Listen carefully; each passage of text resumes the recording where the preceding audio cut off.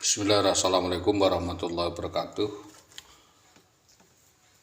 Perlu saya sampaikan kepada Bapak Lidik di Reskrim Sus Polres Pati di Lidik 3, Lidik 2, Lidik 4 maupun Lidik 1. Satreskrim Polres Pati, saya memohon kerjasamanya untuk menyelidiki keakuratan dari laporan-laporan kami dan kebenaran laporan kami terkait dengan keterlibatan banyak pihak yang mendagangi atau membackingi kejahatan atau aksi yang dilakukan oleh Saudari Indah Wayu Widiawati Oknum Guru SD 03 Tambak Romo, aksi bejat yang dilakukan dengan Bribka Bambang Permadi, aksi brutal, arogan, anarkis, serta premanisme dan percobaan pembunuhan yang dilakukan oleh Bribka Bambang Permadi dan kroni-kroninya. Saya lanjutkan, keterangan saya itu berawal dari kejadian itu, tidak ada maksud lain. Jadi keterangan saya menyampaikan bahwa dengan banyaknya serangkaian kejadian perkara di Mojolawaran Gabus, ya, setelah saya dipersekusi, dilakukan persekusi dan percobaan pembunuhan dan pengeroyokan beramai-ramai di Mojolawaran Gabus. 1 minggu berikutnya itu saya diteror, diintimidasi orang bernama Man Cengkal Sewu, ya. Mbah Man gitu, Cengkal Sewu, yang mau meminta dana untuk pengurusan kasus ini. Lalu saya juga ketemu dengan Mulyono Kayen, juga saya ditemui Edi Rustanto yang minta uang 60 juta sampai turun 35 juta, katanya untuk kerjasama domeng mas dan sebagainya. Dan intinya ini diduga kuat adalah kaki tangan Bambang Permadi yang memberi keterangan bahwa Indah Wayu Widiawati disembunyikan di talun atau di kolam talun itu dan lain sebagainya. Juga banyak keterangan yang kami himpun di lapangan, keterangan dari Saudara Genjik atau Sanuri menyampaikan dalam waktu seminggu itu bahwa benar Indah Wayu Widiawati disekap atau dibawa oleh Bambang Permadi, polisi, temannya Subur Cahyono begitu katanya. Dan dikuatkan keterangan dari Saudara Girman Prasetyo, ya, di situ juga kepolisian waktu itu adalah Komandan Sabara, bahwa memang Saudara Bambang Permadi nakal seperti itu, suka bawa lari istri seorang dan dipakai permainan begitu saja, tidak dikawin, dan setelah jadi perkara dia melarikan diri. Tentunya atas kejadian ini kami meminta kasus ini digelar ulang. Kami meminta siapapun yang terlibat turut serta di dalam kasus penculikan, perampasan, dan intimidasi kepada saya ini segera diusut tuntas, dituntaskan dengan bantuan ormas atau bantuan pemuda Pancasila atau bantuan yang lainnya, karena ini melibatkan guru-guru di lintas Dinas Pendidikan Winong maupun di Dinas Pendidikan Tambak Romo. Di lintas Pendidikan Winong ada Suwarno yang sekarang itu nyalon dewan, diduga juga mengetahui tetapi tidak mau turun tangan untuk menangani kasus ini, dan diduga kuat juga ingin memfitnah saya. Di Dinas Winong banyak yang terlibat, ada Yamto, ya, Yamto waktu itu, Aminuddin Jamil, Mukti, Aminuddin Jamil, Sodik, Warsito, dan Suwawi. Mohon untuk dapat dimintai keterangan terkait dengan perencanaan, termasuk ada Badi, ya, Saudara Badi, orang Tawangrejo, mengetahui mungkin persiapan. Selain itu ada nama-nama lain yang saya curigai adalah Hardi Abek Nasih dan Saudara Samsuri Sandang, dan satu lagi Tahan Sunarti. Saudara Tahan, istrinya Sunarti di pojok juga mengetahui akan kejadian itu. Jadi saya memohon keterangan saya ini diakomodir dan bagaimana kasus ini dapat dieliminir, dapat diakomodir, dapat dibulatkan bagaimana cara penyelesaian urusan perkara Indah Wayu Widiawati yang terlibat dari banyak perkara kriminal pidana, baik itu pencurian, penggelapan, penipuan, dan banyak aksi-aksi lainnya yang mengarah kepada pidana. Juga saksi yang terbaru adalah saudara Hartoyo.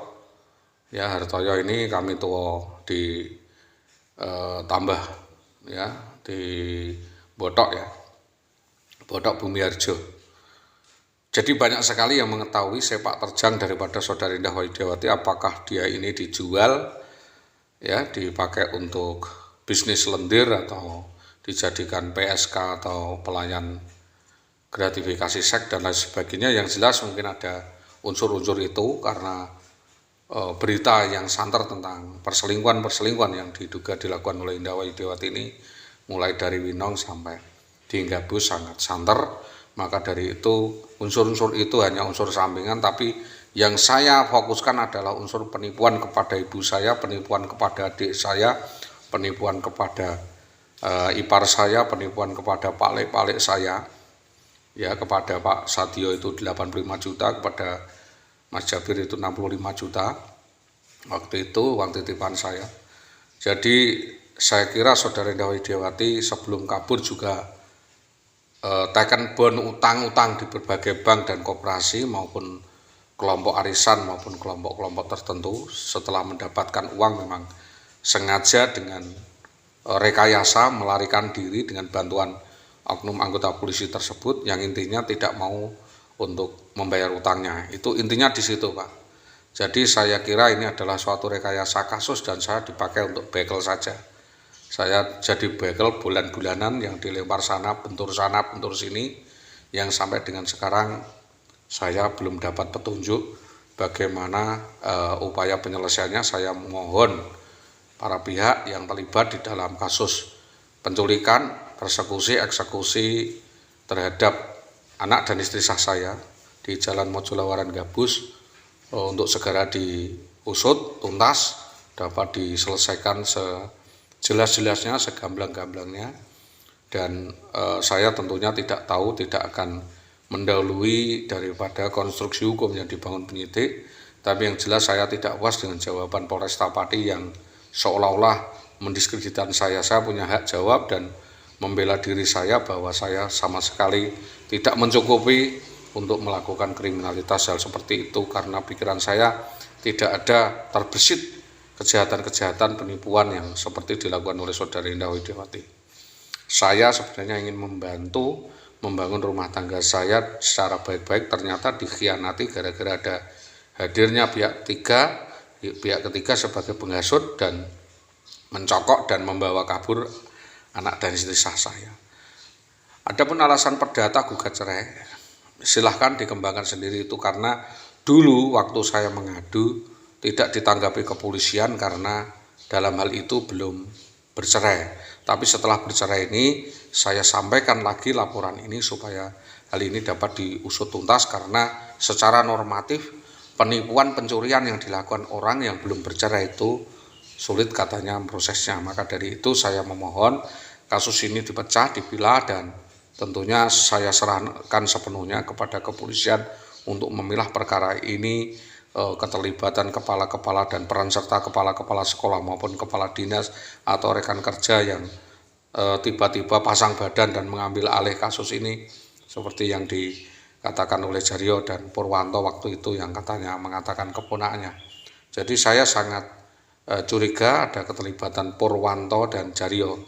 Kalau Purwanto ini sudah ada hubungan 2 tahun katanya akan menikah malah begitu, dan belakangan ini diduga pacaran dengan saudara Jaryo, ada hubungan khusus karena lembelani kok sampai mati-matian sehingga meneror saya dan mengancam atau mengajak gelut saya dan akan menggerebek saya jika saya menemui saudara Indah Widiawati di dinas pendidikan. Itu yang saya sampaikan kepada kepolisian. Kepolisian diminta untuk gelar perkara dan memanggil nama-nama yang saya sebutkan, yaitu Supawaten, Dahlan Istanto, Sunarto SPD, dan Sudarmati untuk dimintai keterangan karepe piye gitu loh.